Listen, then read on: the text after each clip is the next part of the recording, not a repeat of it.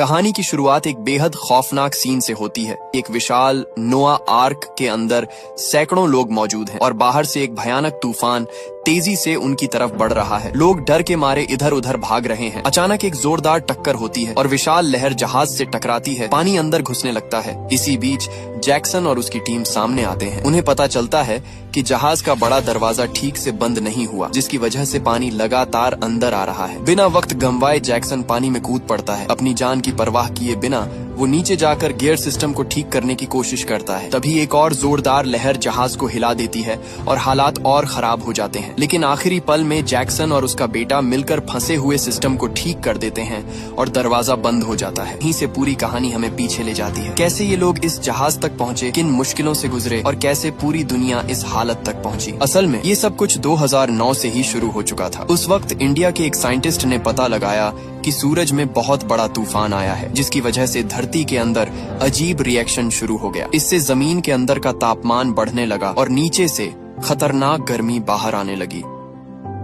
Scientists को डर था कि एक दिन यही चीज पूरी इंसानियत को खत्म कर सकती है। जब ये खबर अमेरिका के साइंटिस्ट एड्रियन तक पहुंचती है तो वो जल्दी से वॉशिंगटन जाता है ताकि बड़े अफसर को बता सके। लेकिन उसे सिर्फ इसलिए अंदर नहीं जाने दिया जाता क्योंकि उसने सूट नहीं पहना होता। अंदर उस वक्त अमीर लोगों की एक पार्टी चल रही होती है। बड़ी मुश्किल से वो सूट पहनकर अंदर जाता है, लेकिन फिर भी उसकी बात को सीरियस नहीं लिया जाता। जब वो जोर देकर अपनी रिपोर्ट दिखाता है तब जाकर अफसर को यकीन आता है और वो उसे तुरंत प्रेसिडेंट के पास ले जाता है। इसके बाद दुनिया के बड़े लीडर्स की एक सीक्रेट मीटिंग होती है जहां ये फैसला लिया जाता है कि दुनिया को बचाने के लिए एक बहुत बड़ा जहाज बनाया जाएगा। ये जहाज चीन के तिब्बत वाले ऊंचे इलाके में बनाया जाता है ताकि पानी वहां तक न पहुंच सके। वहां के लोगों को हटाकर चुपचाप काम शुरू होता है। साथ ही दुनिया के अमीर लोगों को महंगे टिकट बेचकर पैसे जुटाए जाते हैं ताकि कुछ लोगों को बचाया जा सके और इंसानियत की निशानियां भी सुरक्षित रखी जा सकें। ये सब सिर्फ एक आम बचाव प्लान नहीं है, बल्कि बहुत बड़ा सीक्रेट ऑपरेशन चल रहा है। इसमें अमेरिका के प्रेसिडेंट की बेटी लॉरा भी शामिल होती है। पूरी प्लानिंग इतनी सीक्रेट रखी गई होती है कि किसी को कुछ पता ही नहीं चलता। अगर ध्यान से देखें तो ये पूरा सिस्टम थोड़ा जाना पहचाना लगता है। पहले प्लान बनाओ, फिर पैसे इकट्ठा करो, लोगों और चीजों को शिफ्ट करो और आखिर में खुद बच निकलो। इसी बीच कुछ लोग ऐसे भी होते हैं जो माया भविष्यवाणी पर पूरा यकीन रखते हैं। जैसे ही 2012 आता है वो डर के मारे खुद ही अपनी जान ले लेते हैं। सोचते हैं कि इससे अच्छा है खुद खत्म हो जाएं, बजाय इसके कि दुनिया खत्म होने का इंतजार करें। न्यूज चैनल्स इस घटना को दिखाते हैं और साइंटिफिक तरीके से समझाने की कोशिश करते हैं कि ये सब कितना सच है। लेकिन दूसरी तरफ जैक्सन नाम का आदमी इन सब से बेखबर चैन से सो रहा होता है। अचानक तेज झटका आता है, घर हिलने लगता है और बाहर गाड़ियों के अलार्म बजने लगते हैं। जैक्सन की नींद खुलती है और उसी वक्त उसकी एक्स वाइफ केट का फोन आता है। पूछती है कि वो अभी तक बच्चों को लेने क्यों नहीं पहुंचा। जब वो बच्चों को लेने निकलता है तो उसकी गाड़ी खराब हो जाती है। मजबूरी में वो अपने बॉस की लग्जरी कार लेकर जाता है। रास्ते में रेडियो पर अभी आए भूकंप की खबर चल रही होती है, लेकिन लोग इसे सीरियस नहीं लेते। जैक्सन भी इस पर ज्यादा ध्यान नहीं देता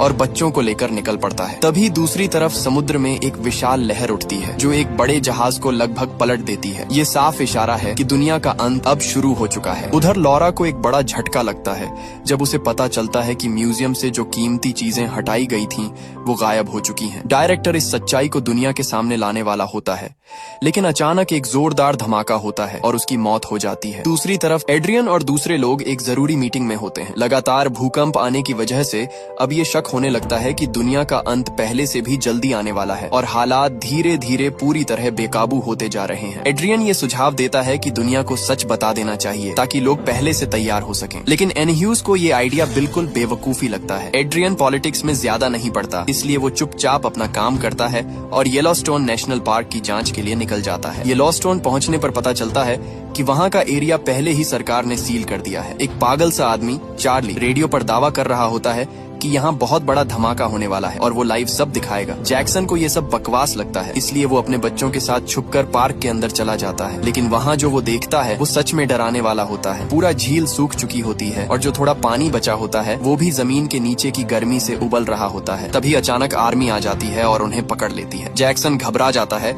लेकिन तभी एड्रियन आता है और उसे पहचान लेता है। असल में एड्रियन उसकी किताबों का फैन होता है, इसलिए वो उन्हें छोड़ने का आदेश दे देता है। इसके बाद एड्रियन बेस पर जाकर इंडिया के साइंटिस्ट के साथ डेटा शेयर करता है। जांच में पता चलता है कि जमीन के नीचे का तापमान हर घंटे 0.5 डिग्री बढ़ रहा है, जिससे धरती की परत कमजोर होती जा रही है। इसका मतलब साफ है, दुनिया का अंत अब बहुत करीब है, शायद कुछ ही दिनों में। इंडियन साइंटिस्ट एड्रियन को सलाह देता है कि अब देर मत करो, जल्दी से निकल जाओ, वरना सब खत्म हो जाएगा। एड्रियन ये सुनकर हिल जाता है, लेकिन वो अपने दोस्त को छोड़ना नहीं चाहता। वो वादा करता है कि उनके लिए हेलीकॉप्टर भेजेगा। फिर वो एनह्यूज को कॉल करके तुरंत लोगों को निकालने की तैयारी करने को कहता है। लेकिन सच ये है कि ये बचाव मिशन सिर्फ खास लोगों के लिए है, आम इंसान को तो इसमें शामिल होने का मौका भी नहीं मिलेगा। उधर जैक्सन अपने बच्चों के साथ कैंपिंग कर रहा होता है, जैसे सब नॉर्मल हो। लेकिन धीरे धीरे अजीब चीजें होने लगती हैं। सरकारी हेलीकॉप्टर बार बार उड़ते दिखते हैं। रात को जब बच्चे सो जाते हैं, जैक्सन लिखने बैठता है, तभी उसे चार्ली मिल जाता है, जो लाइव स्ट्रीम कर रहा होता है। जैक्सन उससे पूछता है कि वो दुनिया के खत्म होने पर इतना यकीन क्यों करता है। चार्ली उसे एक वीडियो दिखाता है और समझाता है कि धरती के अंदर बढ़ती गर्मी ही भूकंप, ज्वालामुखी और सुनामी का कारण बनेगी। जैक्सन अभी भी पूरी तरह यकीन नहीं करता, लेकिन चार्ली एक मौत की लिस्ट दिखाता है, उन लोगों की जिन्होंने सच बताने की कोशिश की और मार दिए गए। ये देखकर माहौल और भी खौफनाक हो जाता है। चार्ली जैक्सन को एक नक्शा दिखाता है और बताता है कि सरकार असल में स्पेसशिप बना रही है ताकि कुछ लोगों को बचाया जा सके। ये सुनकर जैक्सन हंस पड़ता है और कहता है कि उसे अपनी सरकार पर बिल्कुल भरोसा नहीं, वो तो चांद पर जाने जैसी चीज भी फेंक बता देता है, तो अब ये सब कैसे सच होगा। लेकिन चार्ली जोर देकर कहता है कि सरकार सीक्रेट में टिकट बेच रही है और सिर्फ दुनिया के सबसे अमीर लोग ही इन्हें खरीद सकते हैं। वो जैक्सन को चेतावनी देता है कि अगर उसने जल्दी अपने परिवार को नहीं बचाया तो सब खत्म हो जाएंगे। इसी बीच शहर में अचानक जोरदार भूकंप आता है। जमीन में बड़ी बड़ी दरारें पड़ने लगती हैं, जो तेजी से फैलती हुई एक सुपरमार्केट तक पहुंच जाती हैं। उस वक्त केट और उसका नया पति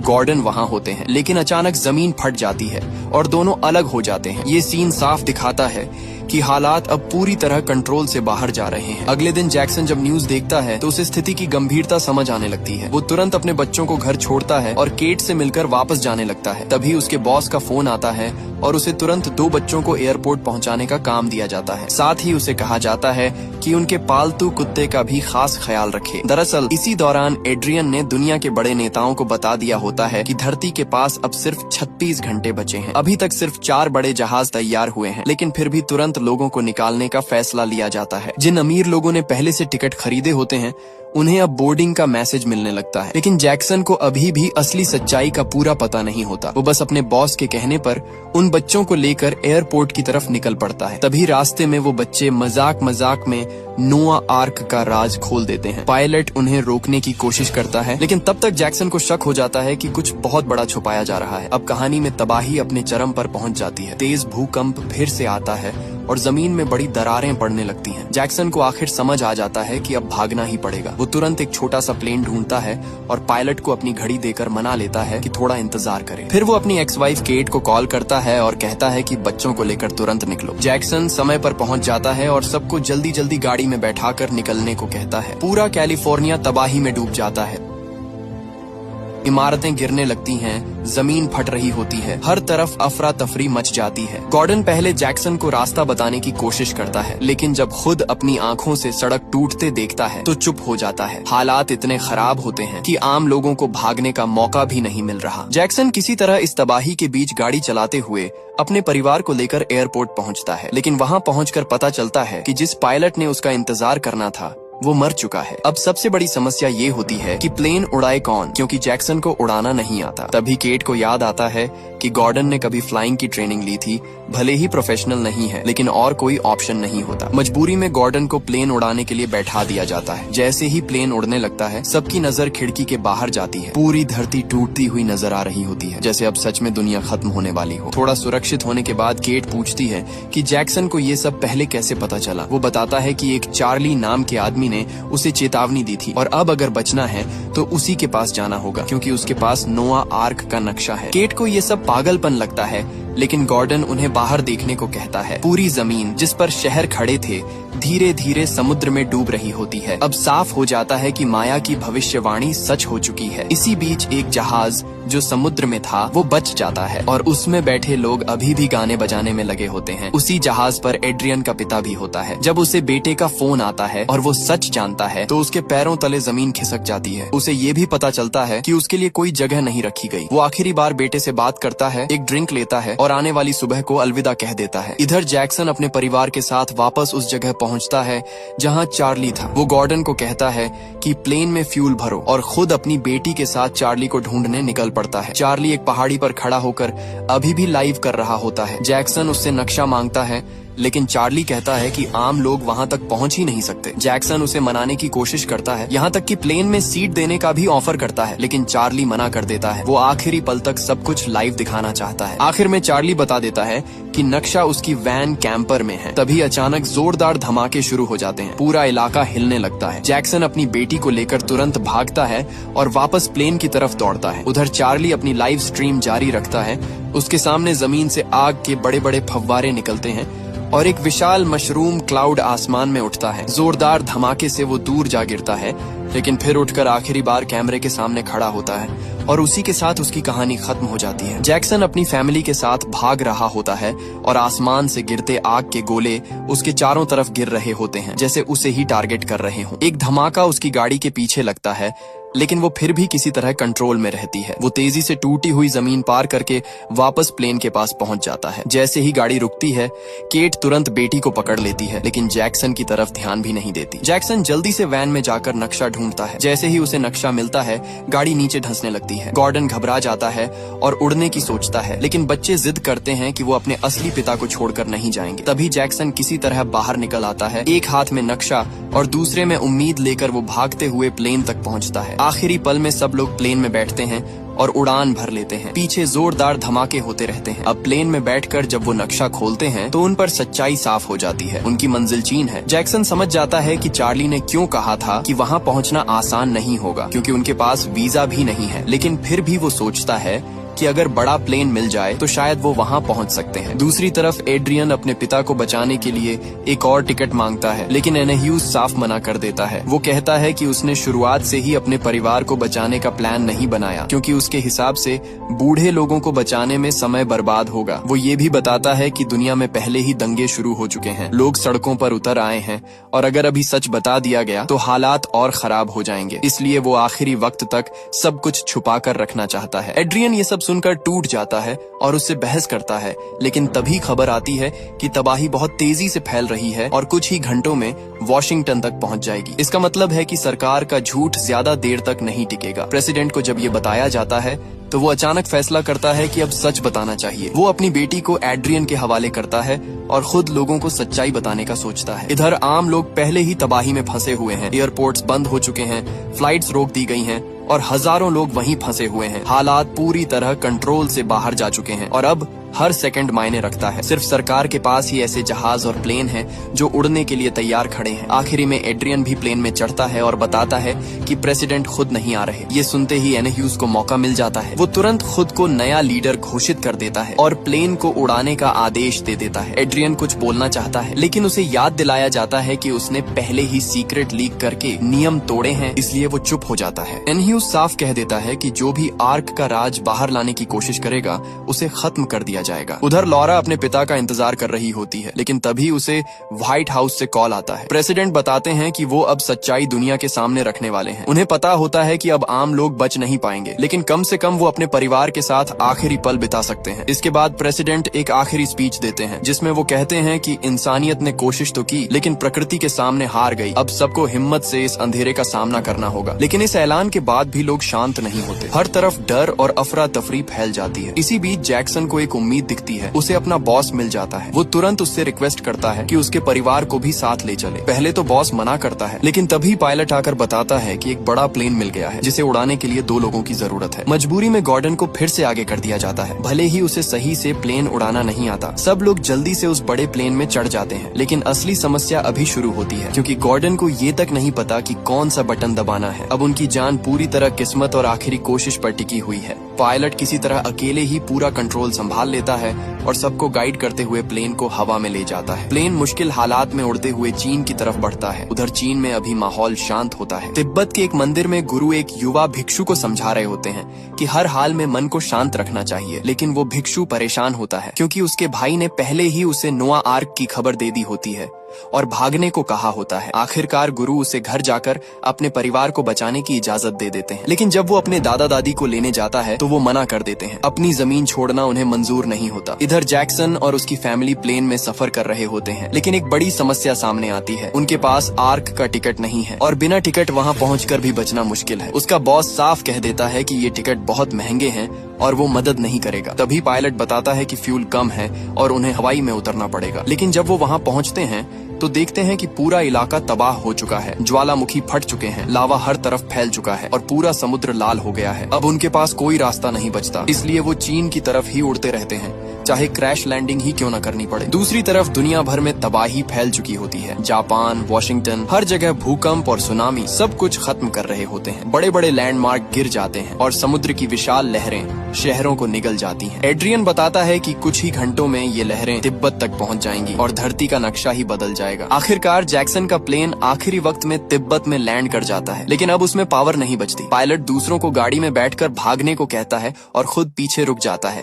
ताकि सही समय पर दरवाजा खोल सके। सब लोग जल्दी से गाड़ी में बैठते हैं, लेकिन जैसे ही उसे स्टार्ट करने की कोशिश करते हैं वो चालू ही नहीं होती। इस आखिरी पल में भी किस्मत उनका इम्तिहान ले रही है। हालात पूरी तरह बेकाबू हो जाते हैं। जैसे ही सब लोग प्लेन से बाहर निकलते हैं, प्लेन कुछ सेकंड के लिए रुकता है और फिर सीधा नीचे गिरकर क्रैश हो जाता है। पायलट भी उसी के साथ मारा जाता है। तभी चीन की मिलिट्री ट्रांसपोर्ट फ्लाइट आती है। लोग मदद मांगते हैं, लेकिन उनसे टिकट मांगा जाता है। जैक्सन का बॉस तुरंत टिकट दिखाकर अपने परिवार के साथ चढ़ जाता है, लेकिन उसकी गर्लफ्रेंड को अंदर नहीं जाने दिया जाता क्योंकि उसके लिए टिकट नहीं होता। ये सीन साफ दिखाता है कि उस वक्त भी अमीर और गरीब में कितना फर्क है। इसी बीच एक और झटका लगता है। तीसरा आर्क खराब हो जाता है और उसमें लोग नहीं चढ़ सकते। मतलब जिन्होंने पैसे देकर टिकट खरीदे थे उनका भी बचना अब पक्का नहीं है। उधर एड्रियन को पता चलता है कि इंडियन साइंटिस्ट को बचाने के लिए कोई हेल्प भेजी ही नहीं गई और वो वहीं मौत का सामना कर रहा है। अब समय बहुत कम बचता है, करीब 28 मिनट। एन ह्यूज तुरंत मीटिंग बुलाता है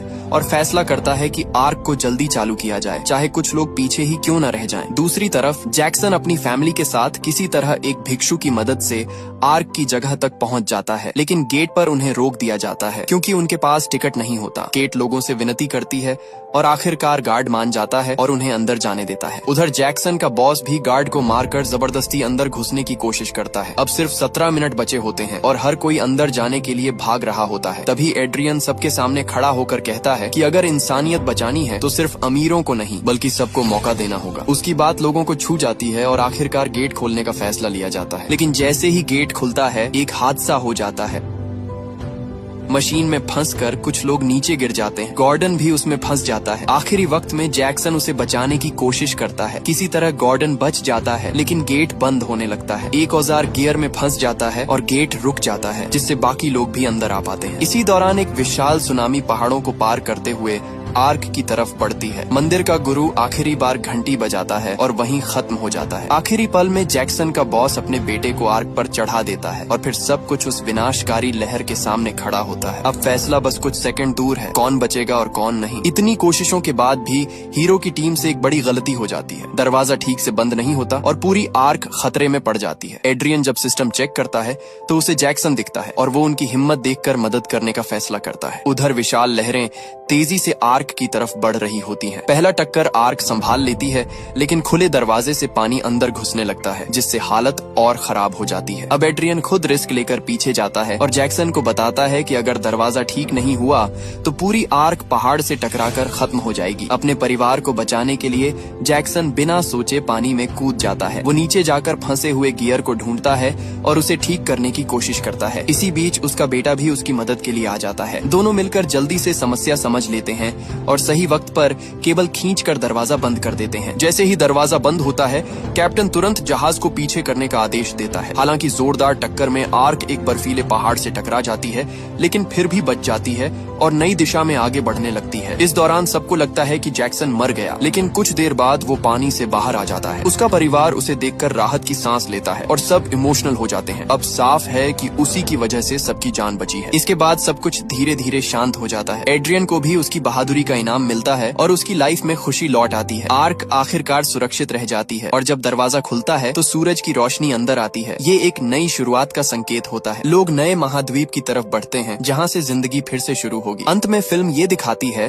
कि चाहे हालात कितने भी खराब क्यों न हो, इंसानियत और एक दूसरे की मदद ही असली ताकत है। 2012 एक ऐसी डिजास्टर फिल्म है जिसने अपने शानदार विजुअल्स और इमोशनल कहानी से लोगों पर गहरा असर छोड़ा और साथ ही ये मैसेज दिया कि मुश्किल वक्त में इंसान को इंसान का साथ देना ही सबसे जरूरी होता है। आखिर में तबाही से पहले के उन आखिरी पलों में इंसानियत की कई झलकियां सामने आती हैं। मुश्किल वक्त में लोगों की हिम्मत, प्यार और एक दूसरे की मदद ही असली ताकत बनती है जो उन्हें आगे बढ़ने का हौसला देती है। ये सब कुछ इंसानों को एक नई शुरुआत करने की हिम्मत देता है। जैसे जैक्सन अपनी बेटी से कहता है कि इस बड़ी तबाही के बाद सबको फिर से जिंदगी शुरू करनी होगी। लेकिन असली बात यह है कि इंसान कहीं भी चला जाए, अगर उसके साथ उसके अपने लोग हों तो वही जगह उसका असली घर बन जाती है।